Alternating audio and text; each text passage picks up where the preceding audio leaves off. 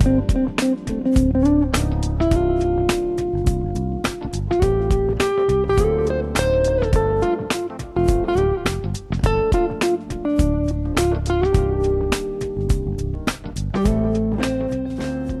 and welcome to another edition of Community Tapestry. I'm Napoleon Bell, the Executive Director with the City of Columbus Community Relations Commission. I'd like to welcome you to the program and I'd like to welcome back co-host, my left arm. Good to see you again, Miss Toni Teague. All right.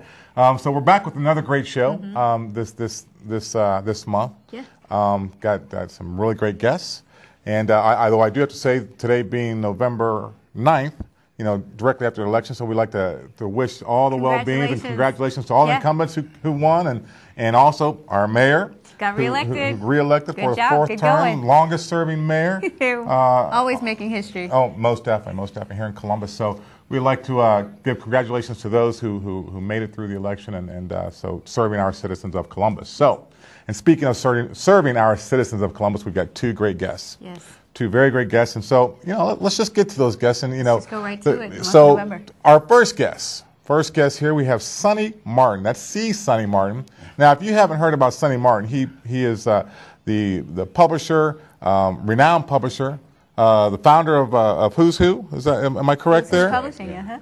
So he's done a great job, and a list of accolades that we'll talk about here a little more, a little further on in the segment. But then next to him, we have who just flew in. Just flew in. And you can't miss him. He's so iconic. Can't miss him going out to the Buckeye guy. I'd like to welcome you to the program. Tony, how you guys doing? AKA John Chubb. Absolutely. All right. Glad to have you here. And people in the audience are probably wondering, what is going to be the flow here with two individuals? We got Sonny Martin and we've got the Buckeye guy. What we're doing is we're talking about actually Black history at Ohio State. Sonny has come out with and published a book that's tremendous, has been, partnered with Ohio State to make this happen. And can't wait to show it. I tell you what, it's an amazing book and you got to see it. But we're going to talk some more. So let's just go ahead and start with Sonny. Let me just throw out the first question here because, other than the book, let's just go back to, because you're an entrepreneur, making things happen, for yourself and for people that you're publishing the book. How did you, first of all, get your start in all this? Because there are so many young people out there, like, we're looking up to you saying, how can I do that? Right.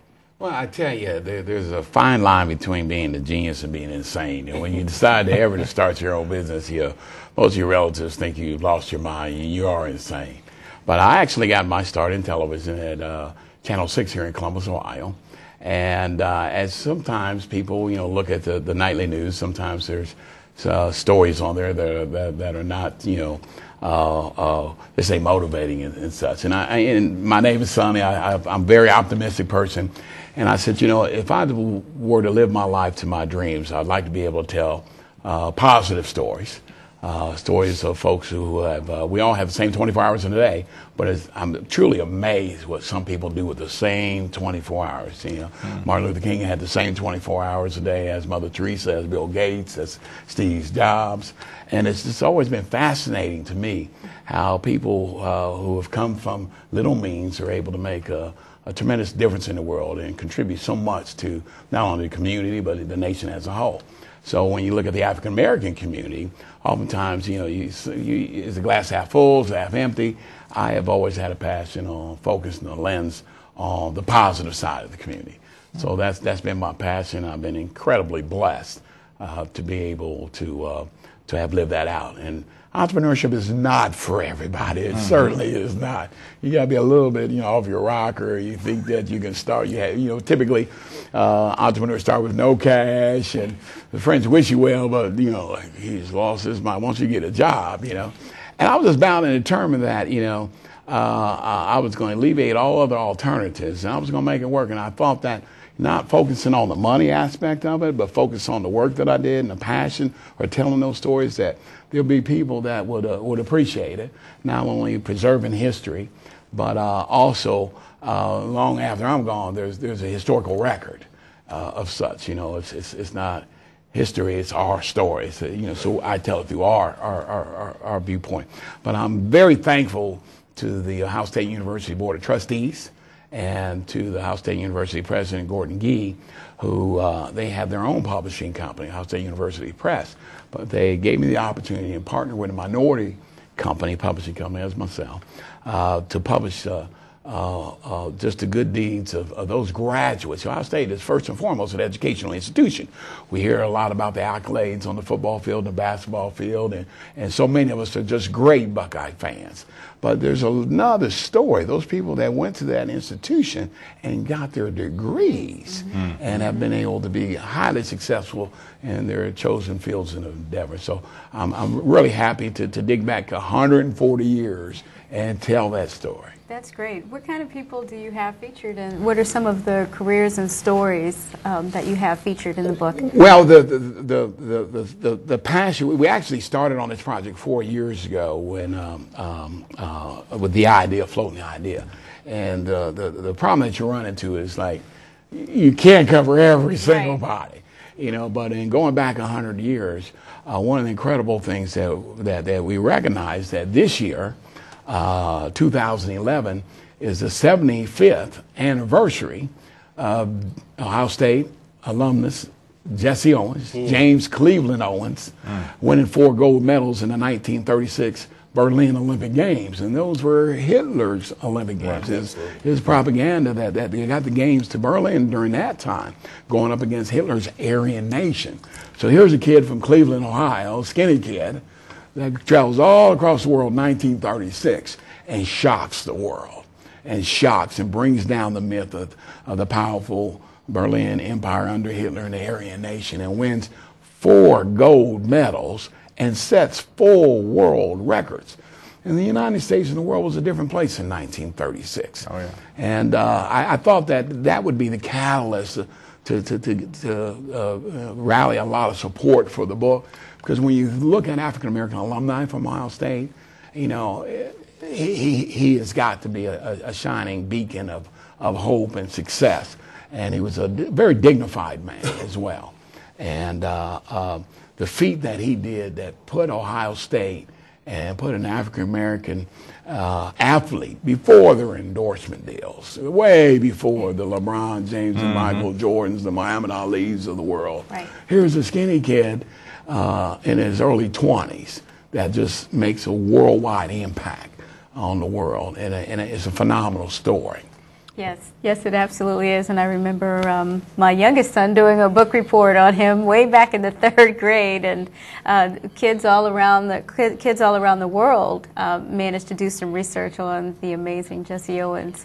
I just want to give a quick reminder to people, if you'd like to call in and have a conversation with the amazing C. Sonny, or if you'd like to talk with Buckeye Guy, please call us at 645-6557. That is 645-6557. Well, and let me, speaking of Buckeye Guy, let's just change directions here for a little bit, because, you know, we see you everywhere.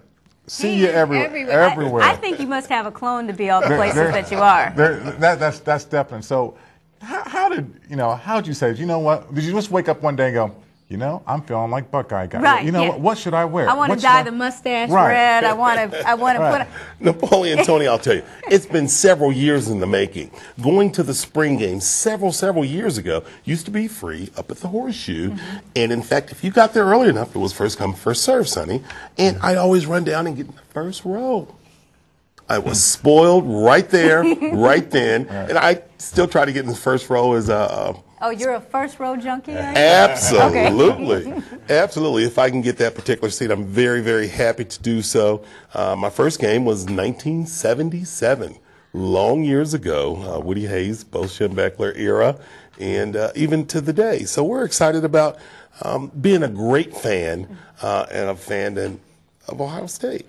So, I mean, what you know, before 1977, did you go to Ohio State, or what made us just I'll tell you, my father, my brother, my uncle, everybody in our family, all Ohio State fans. I remember on Saturday mornings, everybody gathering around the TV, and at that particular time, we only had one TV set in the house, and it was black and white. And before that, it was the radio, and we all wanted to hear, you know, my father, he's an outdoorsman. He'd come back home and say, did Archie get his 100 yards?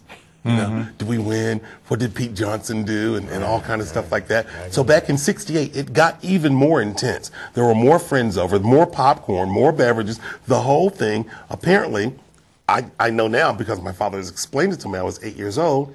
It was the super sophomores, and they won the national title in '68. And as you know, Sonny, I'm telling you, Rex Kern, Jack Tatum, Jim Stillwagon, all iconic, great people, and they weren't supposed to do anything. Ran the table. Unbelievable. Ever since that moment.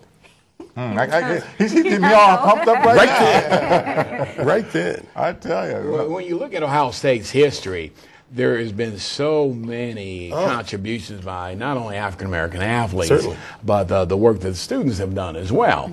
And oftentimes, you know, when we talk to our kids and we ask them that and tell them and inspire them they can be anything they want to be, when you look at not only the athletic accomplishments of those who have played basketball and the various athletics at Ohio State football, obviously, and the national championships, the Big Ten championships, a lot of people didn't know that the very first African-American chosen by NASA to be an astronaut came out of Ohio State University.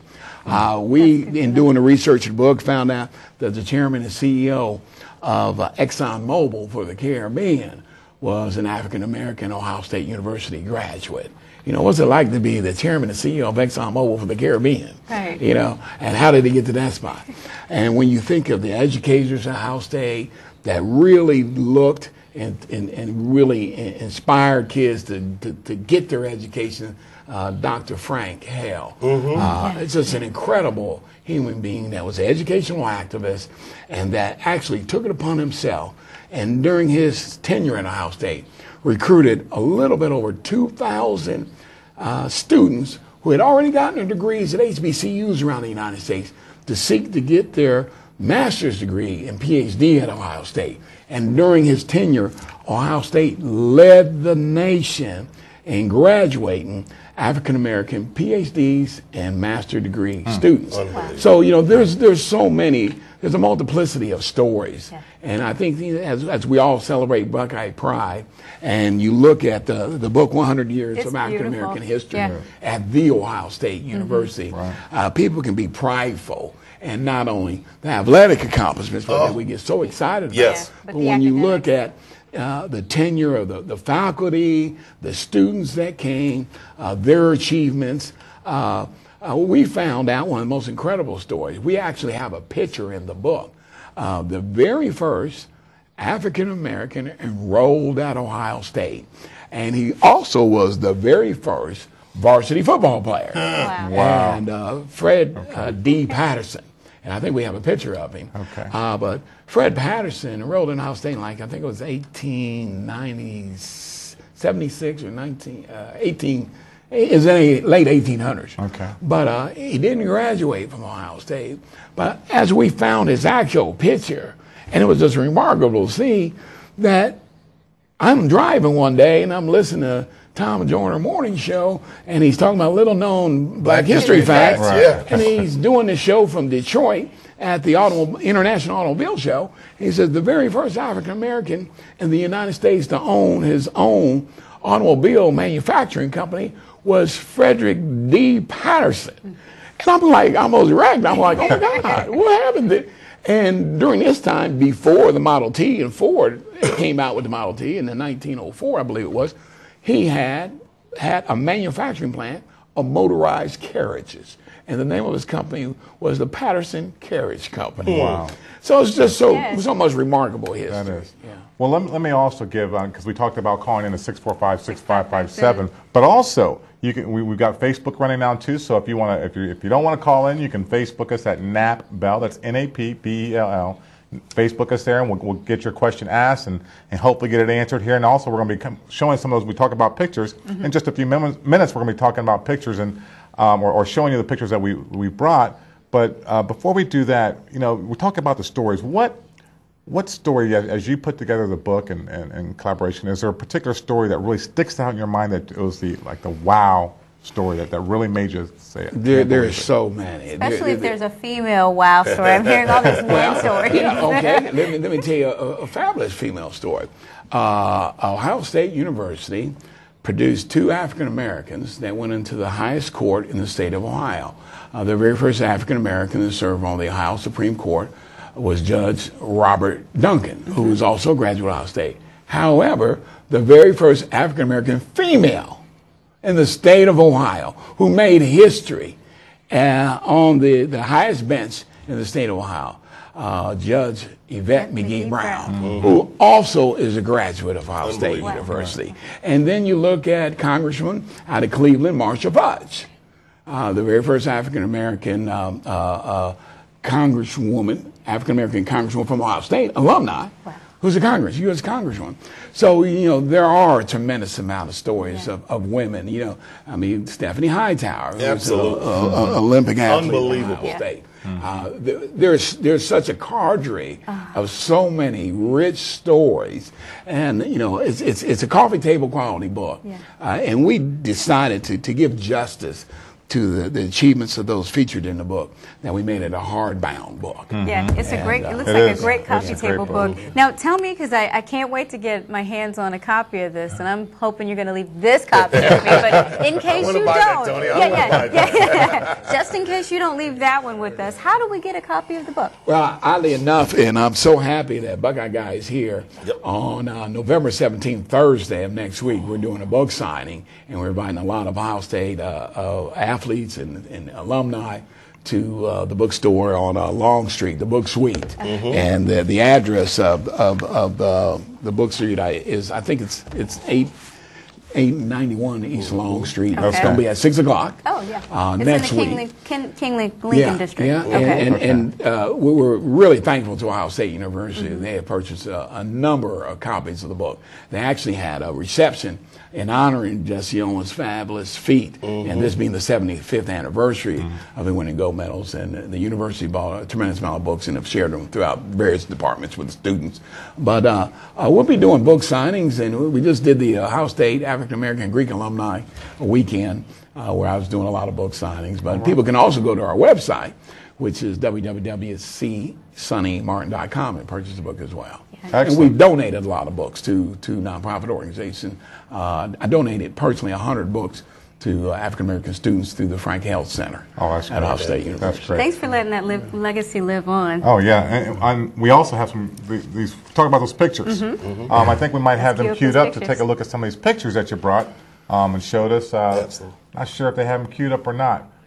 They're coming. There they are. So who's that? Oh my goodness gracious! I mean, the electrifying performance of Dwight Hudson as being the very first African American drum major at Ohio State. Not only was the very first African American drum major, he tied. A lot of people know that's a competition. It's an annual competition. You've got to win the competition for the right to be the drum major, but 3 consecutive times in a row, Dwight Hudson won the opportunity and the privilege to be in the Ohio State University. Now, that was back in the 70s, wasn't it? Yes, okay. yes. I remember. He was such a crowd favorite, and there's so many eclectic acrobats, and it's just good to see.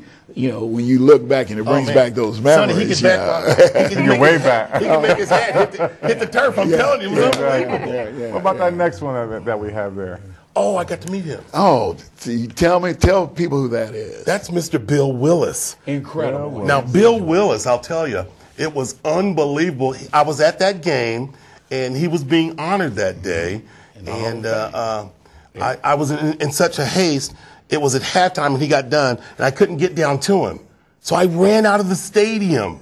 I left the game because there's Bill Willis right there. I couldn't pass the opportunity up. And I got a chance to shake his hand, and that was unbelievable. And here's a little-known Black History fact. Bill Willis is in the College Hall of Fame and the Professional Hall of Fame as well. Pro Football Hall of Fame. Pro Football Hall of Fame. Wow. And a lot of people don't know this as well, that Bill Willis from Ohio State University was the very first African-American pro football player in the nation. And he went with the Paul Brown Coach to Paul Cleveland. Brown coached Ohio State and the Browns and Bengals. And became the coach of the It was Cleveland Browns. unbelievable. So we look at Jackie Robinson, who broke the color line in baseball. A lot of people don't know this. what Bill Willis did. Ohio State. From Ohio State. Absolutely. In pro football. I can see you with a group of middle school students with this book, telling this history with the two of you, because you're just so. There we go. Yeah, you're just so electrifying. Now, Napoleon, here we go. Sonny said something earlier about leaving something behind. I got a chance to be in Who's Who. Yes. There you go. Yes, you did. And the publisher's sitting right next to me. Right. And I'm going to have him sign this. Oh, wow. And this is a great high honor, by the way. And that's leaving something behind. They could. And you know what? You're about 2 feet off the ground The title there, couldn't too. be any better. It says "Beloved Face of the Buckeye Nation," and I thank you, swear, Toni. everywhere we go, everywhere a Buckeye fan goes, there you are, and we're always glad to see you there. Not only locally, but nationally and internationally. I've seen you on TV when I've been out of the country. And speaking of pictures, and our newly reelected mayor, here's Mayor Michael Coleman, Buckeye guy, and Colleen Marshall. We are at the Race for the Cure last year, and we all donned our pink wigs. And that was a great, great shot. Congrats, Mayor Coleman. There doubt, you go. No doubt. Well, and you're talking about, being world renowned and or known just from being Buckeye guy. I heard there's some impersonators out there also trying to impersonate you know what? Buckeye Often guy. Frankly imitated, said- but never duplicated. We're very excited about each and every fan that comes to the stadium, regardless of what it is that they wear. Listen to you. And a lot of people don't know he's a hero. Tell them about the people that you saved in, in Sonny, the car. I wasn't going to mention, back in 2006, my son and I had just left an Ohio State game, and the next day we're going to make a whirlwind weekend of it. We're heading up to the Browns game, and there was a horrific accident in front of us, and nobody ever expects to be a first responder. Right. But at that particular time, my son and I went down the embankment and pulled a couple ladies out of a burning car. Wow. Thanks, son. I appreciate that. He's a hero. Now, wait, were you still dressed the same? Well, you know what? That would have been nice, but no, we had our Browns gear on and we were going up in the whole thing. Sorry and, about the Browns gear, but you know it's okay. Yeah, we actually, Mayor Coleman gave a proclamation. Our great fire chief and the state fire marshal also gave us proclamations about that. That's we're really proud about that. He's a hero. Now, no doubt. We're talking about entrepreneurship, and just the fact that, it seems like the two of you have this amazing energy, and you make it look easy. You make it look so easy, but give our viewing audience some tips on what it really takes to be an entrepreneur. What is it really like to be you? Well, I tell you what, it's not for everybody. As I said, I typically get about 3 hours of sleep a night. But the thing about it is there's a lot of people that that go to their grave with dreams unfulfilled. The graveyard is the wealthiest place. You have no chance to relive yesterday. So we've got to capture the moment. And, I'm just incredibly blessed that I found my passion. And they say you find your passion when you would do what you would do for no money because you just enjoy it so much. So I'm incredibly blessed. And I thank the Lord every day for the blessings He bestowed on me. And I don't really have that difficult a job. I'm telling the stories of heroes and sheroes that have contributed back to the community. I'm no longer with Who's Who Publishing. I sold that firm 2 years ago. But we were able to build that firm out to 26 different cities and that brand of books from Las Vegas to Los Angeles. We did an unveiling reception. A lot of people don't know I started in Atlanta, Georgia. How many books have you published? This Ohio State 100 Years of African American Achievement is my 60th book I have published in a short 23 years. Wow. So the next book that I have coming out for the bicentennial, next year Columbus celebrates his 200-year birthday. So we're doing a special book called Columbus's Black Heritage. Which is going to be a daunting task to capture 200 years of African American history right here in Central Ohio, and in a very nice coffee table quality book. I can see you in a lot of. John is an incredible entrepreneur as well, and we're different breeds of people. So, John, tell your story. But here's the thing, guys. If you ever get an opportunity to hear the only two-time Heisman Trophy winner, Archie Griffin, speak, he said something. He came to our high school several years back in the 70s, and he talked about dedication, desire, and determination. And those three things will take you anywhere in the world that you ever want to go. I'm telling you, man. So a lot of people say, "Oh, Buckeye guy, I'd love to go to the game with you. Where is it this week?" It's in Purdue. It's a 6-hour drive. I'll be on the road at 4 o'clock in the morning. It's a 12 o'clock game. Oh, I don't know. I'm not going to go to that. So the travel is extensive, but it's a labor of love. Obviously, I love coming out. I love being able to, go to Seattle, Washington, L.A., and the best place that I've ever, besides the shoe, is probably Texas, in Austin, Texas. It is unbelievable, the hospitality that the fans bestow upon the opposing teammates there. It's a great time. That's amazing. Now, have you ever failed? I mean, because, you know, we always hear about the successes and, you know, again, you talk about having little sleep. But, you know, tell people, what do you do once things don't work out? Or have they always worked out for you? No. You got to keep going. You know, you don't take no for an answer. You know, you're asking, okay, I need you to say yes. Maybe just not right now. And so those are things you got to keep going. You got to keep pursuing your dreams. Continue to. You know, and so you got to get up with drive. You got to make it happen. I do sincerely believe there is no success without failure. You know, when you look at the folks, I think it was Edison that failed, you know, 10,000 times on trying to come up with the invention. And Abraham Lincoln lost every election he ran for, except for presidency. Right. So, you know, failure is something that, you know, honestly, that you've got to embrace. You've got to embrace, and you got to understand that it's temporary. You can't be scared to ask for help, and you've got to be able to keep forging ahead. Failure means you've eliminated another opportunity or roadblock in front of you, and okay, that's behind you. And it doesn't matter how many times that you fall down. As Bonnie St. John said when she was here this week, it's how fast you get up. Exactly. I like that. Exactly. How fast you, and how many times you get up. Yeah, absolutely. Absolutely. I like Everybody fell, but it was, you know, somebody got up a little faster. Henry Ford, Right. bankrupt 4 times, died a billionaire. Unbelievable. And today, the same invention that he did is, you know, the assembly line is being used in all car factories yet today. Amazing. Unbelievable. Yeah. So last words, if somebody wants to get a hold of the book, how do they do it? Again, next Thursday, November 17th, we're doing a book signing at the Book Suite over on Long Street. And additionally, people can go to our website, csonnymartin.com, and they can purchase the book. So books, there's several independent bookstores that have the book. I just forgot the names of. There's one on Livingston Avenue. Certainly. Ijama bookstore, I believe, it's got the book. I believe there's a couple places up at Ohio State bookstores that have the book. The Frank Health Center. The 100 books that I donated to the Health Center at Ohio State. If all the proceeds from the purchase of the book go to the Frank Health Center. So there's a couple opportunities that people can outreach and purchase the book. Unbelievable. Exactly. Wow. And how do we get a hold of you? Buckeye Guy, you know, between the both of you, I'm just so fired up now, you know, it's killing me. It's like, you know, you guys should go on like an inspirational tour, you know, talking about making things happen, you know, and overcoming those obstacles. And we get to follow them in the car and be in the back of the stage and just soak it all up. I'm going back to my office to work tonight. Napoleon, Toni, I'll leave you as I always leave you. Go Bucks, and I'll see you at the shoe.